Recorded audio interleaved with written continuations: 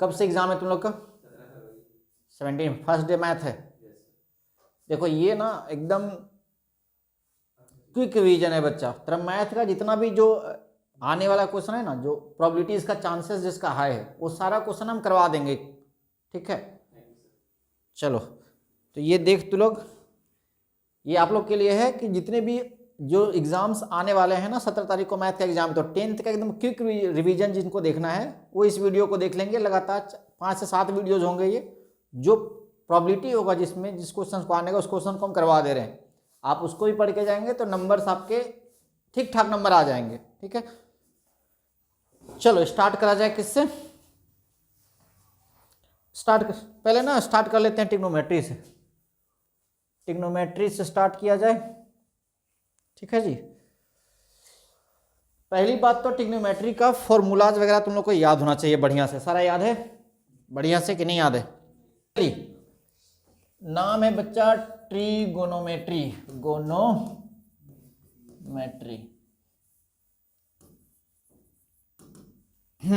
सुनते हैं बात।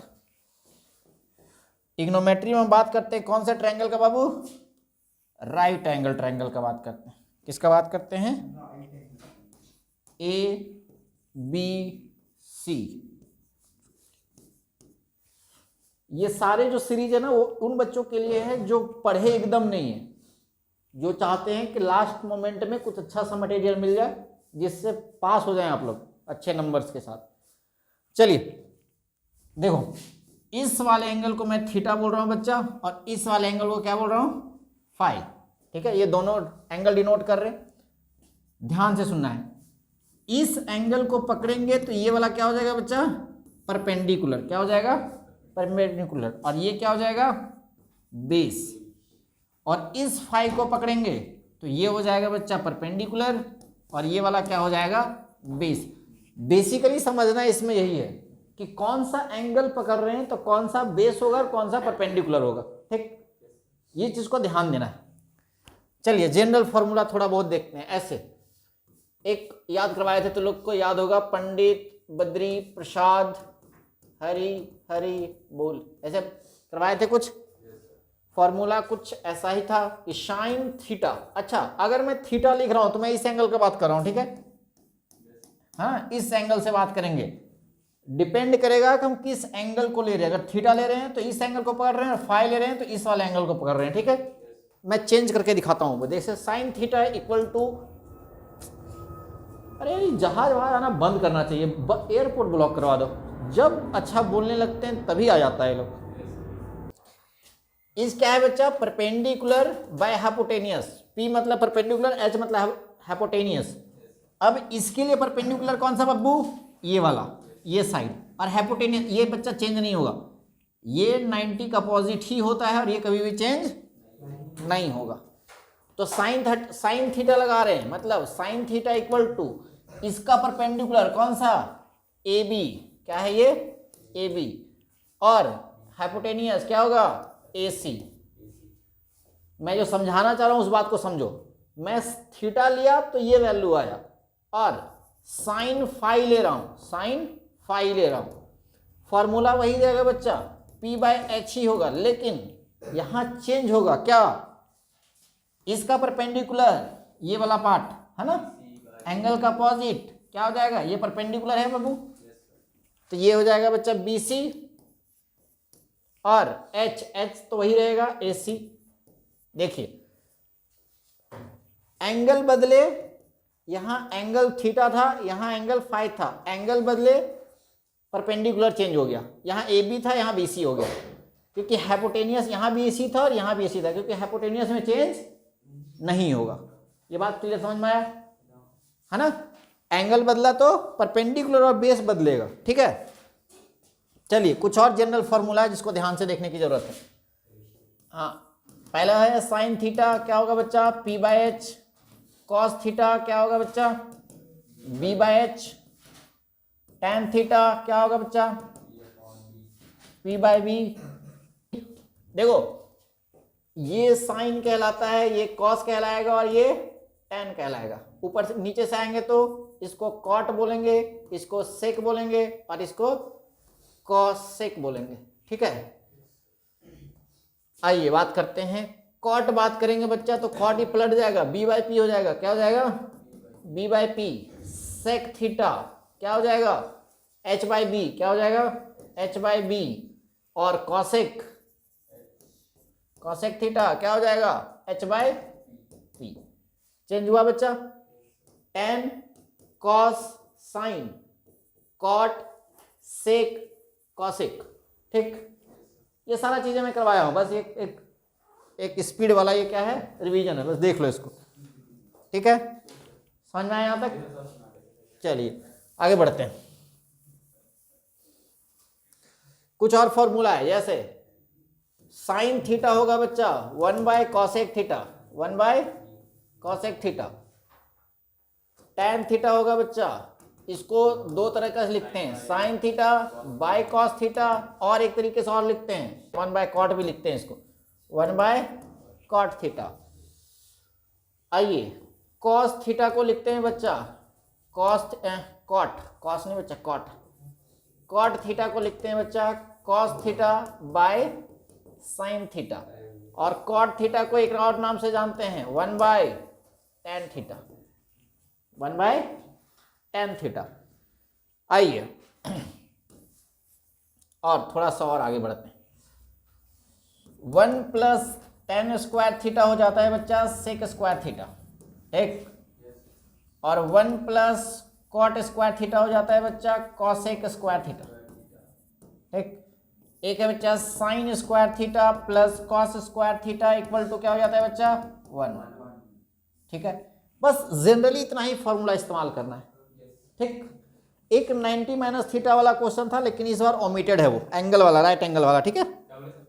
ये इस तरह का फॉर्मूला था बच्चा एक, कि sine 90 minus theta equal to होगा कॉस थीटा। तो ये ओमिटेड है, ये पार्ट इस बार पढ़ना नहीं है तुम लोग को, इसलिए इसको रहने देते, ठीक है। ये पढ़ने वाला अभी तुम लोग को नहीं पढ़ना है, आपको जितना एनसीईआरटी प्रोवाइड किया है उतना ही पढ़ना है। हाँ, उसका लेवल हाई हो सकता है ऊपर नीचे, सिलेबस इतना कम करते जा रहा है एनसीईआरटी, बच्चा लोग को ना अपाहिज बनाते जा रहा है। मैथ पढ़ रहा है बच्चा लोग की प्रवचन, और आजकल का बच्चा लोग पढ़ता भी नहीं है, मैथ से इतना भागता है ना बच्चा लोग, हमको समझ में नहीं आता है क्या हो गया। हम लोग का टाइम था खाली मैथे पढ़ते थे, और आज का बच्चा लोग मैथ से दूर दूर तक नाता नहीं है। चलिए अच्छा है, हम लोग डिमांड में बने हुए रहेंगे, क्योंकि बच्चा लोग मैथ पढ़ नहीं रहा है, पेरेंट्स आता है बच्चा मैथ पढ़े, तो हम लोग डिमांड में बने हुए रहेंगे कि मैथ का टीचर तो डिमांड में रहेगा। 0 डिग्री, 30 डिग्री, 45 डिग्री, 60 डिग्री और 90 डिग्री।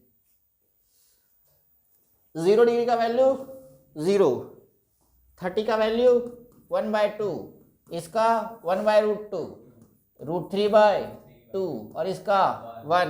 देखो कितना आसान तरीके से याद का होगा। अगर सिर्फ तुमको साइन याद है तो बाकी वैल्यू याद करना कितना आसान है। साइन का वैल्यू ये है, कॉस का वैल्यू इसका पलट दो डायरेक्ट, कॉस का वैल्यू क्या हो जाएगा, पलटिए 1 √3/2, 1/√2, 1/2 और ये हो जाएगा 0, पलटा गया। tan थीटा निकालना कितना आसान है, इन दोनों को डिवाइड कर दो, साइन बाय कॉस होता है ना tan थीटा, तो इसको 0/1 क्या हो गया 0, 0/1 0, इन दोनों करेंगे देखो 1/2 डिवाइड बाय √3/2, ये होगा 1/2 इंटू 2/√3, 2 कैंसिल आउट, ये हो जाएगा 1/√3। अच्छा तो लोग ऐसे निकालने के चक्कर में ना डायरेक्ट याद कर लेना, ठीक है।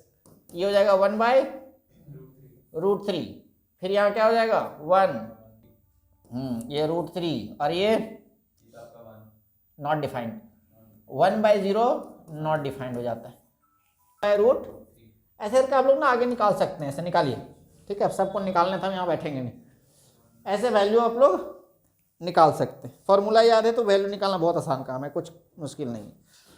अब देखते हैं कुछ प्रोबेबिलिटी वाले क्वेश्चन, मतलब वैसे क्वेश्चन जो आने का चांसेस ज़्यादा है।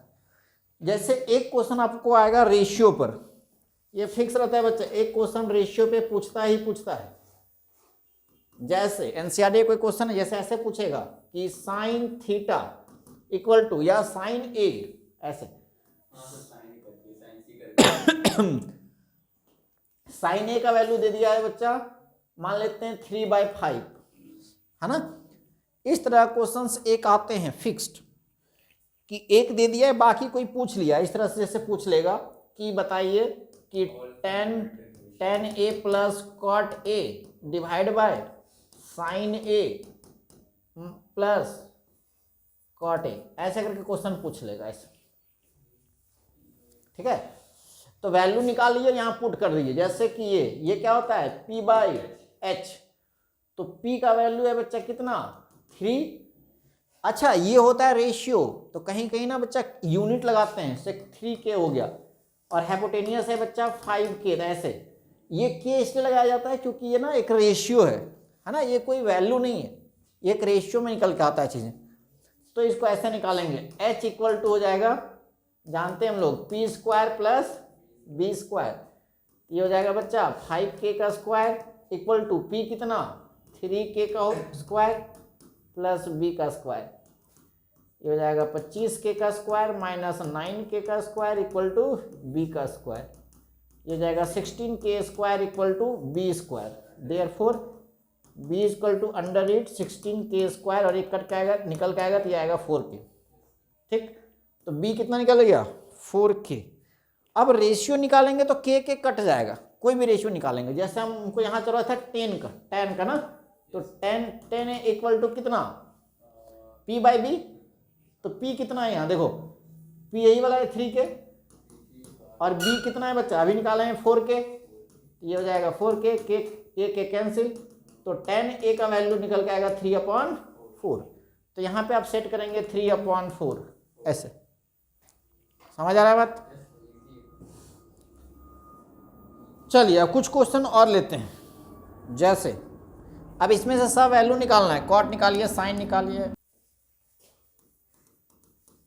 LHS equal to sine A minus 2 sine cube A divide by 2 cos cube A minus cos A। अच्छा यहाँ से देखो क्या कॉमन, दोनों से क्या कॉमन निकलता है, साइन देखो तो कॉमन निकल रहा है, निकल गया बाबू, बचा क्या 1 माइनस 2 साइन स्क्वायर A, और यहाँ से निकालेंगे तो क्या निकलेगा कॉस निकल जाएगा, तो यहाँ निकल जाएगा बच्चा 2 कॉस स्क्वायर A माइनस 1। अच्छा हमको किसी भी हाल में इस वाले टर्म और इस वाले टर्म को कटना चाहिए, तो अगर हम ऐसे करें,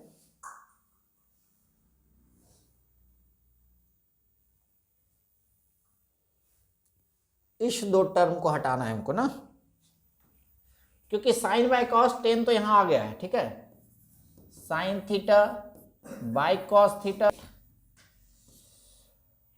किसको बदलें कि कट जाए पूरी तरह से, साइन को बदल दें 1 माइनस कॉस कर दें, ठीक रहेगा। चलिए ऊपर वाला को ही चेंज करते हैं, 1 माइनस 2 साइन के बदले लिख सकते हैं कि 1 minus cos square theta, sign square theta के बदले, है ना, इसके बदले ये लिख सकते हैं, नीचे में 2 कॉस स्क्वायर थीटा माइनस 1 है, उसको रहने दो।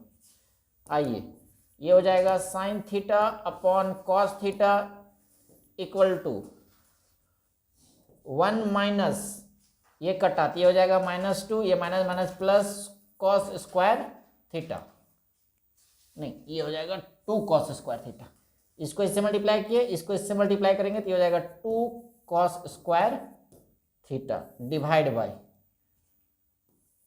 2 कॉस स्क्वायर थीटा माइनस 1।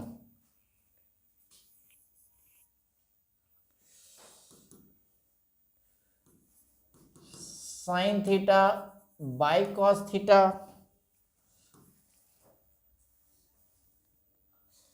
तो ये हो जाएगा -1 plus 2 cos square theta by 2 cos square theta minus 1।